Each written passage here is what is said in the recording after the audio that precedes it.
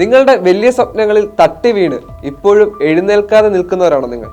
എന്നാൽ ഇദ്ദേഹത്തിന്റെ സ്റ്റോറി നിങ്ങൾക്കൊരു ഇൻസ്പിറേഷനാണ്.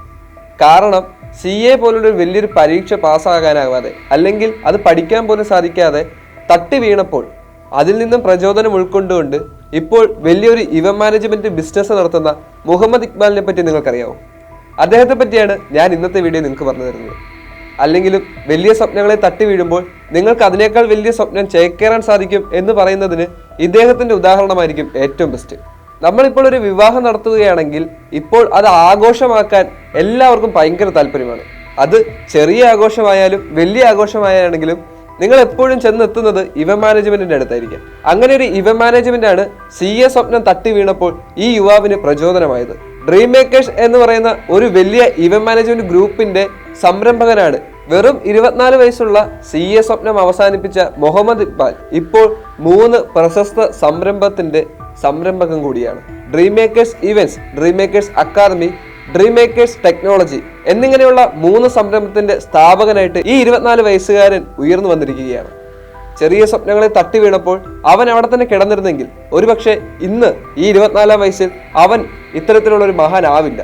3 സംരംഭത്തിലൂടെ അവൻ നേടിയെടുക്കുന്നത് ഇപ്പോൾ കോടികളാണ്. നമ്മുടെ ഓരോ കല്യാണവും ആഘോഷങ്ങളും ഗംഭീരമാക്കുന്ന ഇവന്റ്സും ടെക്നോളജിയിൽ പ്രാവീണ്യം നേടുന്ന ലോകത്ത് വളരെയധികം ഉയർത്തിക്കാട്ടുന്ന തരത്തിലുള്ള ടെക്നോളജി ഇംപ്രൂവ് ചെയ്യുന്നതിനുള്ള കാര്യങ്ങളും അതിനോടൊപ്പം തന്നെ ഡിജിറ്റൽ മാർക്കറ്റിംഗും അക്കാദമിക് വൈസ് ആയിട്ടുള്ള കാര്യങ്ങളും ഈ 24 വയസ്സുകാരൻ ഇപ്പോൾ പൂവണിഞ്ഞു കഴിഞ്ഞിരിക്കുകയാണ്. ഇപ്പോൾ ഈ 24-കാരൻ ഏകദേശം 50-ലധികം ആളുകളുടെ മുതലാളിയാണ്.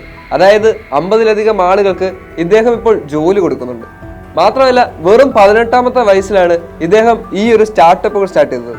വെറും 0% ഇൻവെസ്റ്റ്മെന്റിലാണ് ഇദ്ദേഹം ഈ സംരംഭങ്ങളെല്ലാം സ്റ്റാർട്ട് ചെയ്തത്. ഇദ്ദേഹത്തിന്റെ കഠിനാധ്വാനവും ആത്മാർപ്പണവും മാത്രമാണ് ഇദ്ദേഹത്തിന്റെ സക്സസിനുള്ള ചവിട്ടുപടികൾ. അല്ലെങ്കിലും ചെറിയ ആഗ്രഹങ്ങൾ എപ്പോഴും നല്ലതാണ്. പക്ഷേ അതിൽ കിട്ടാതാകുമ്പോൾ, നമ്മൾ ഒന്നുമാകാതെ പോകുമ്പോൾ ഇതുപോലെയുള്ള വലിയ സ്വപ്നങ്ങൾ നമ്മളെ തേടിയെത്തുകയാണ് ചെയ്യുന്നത്.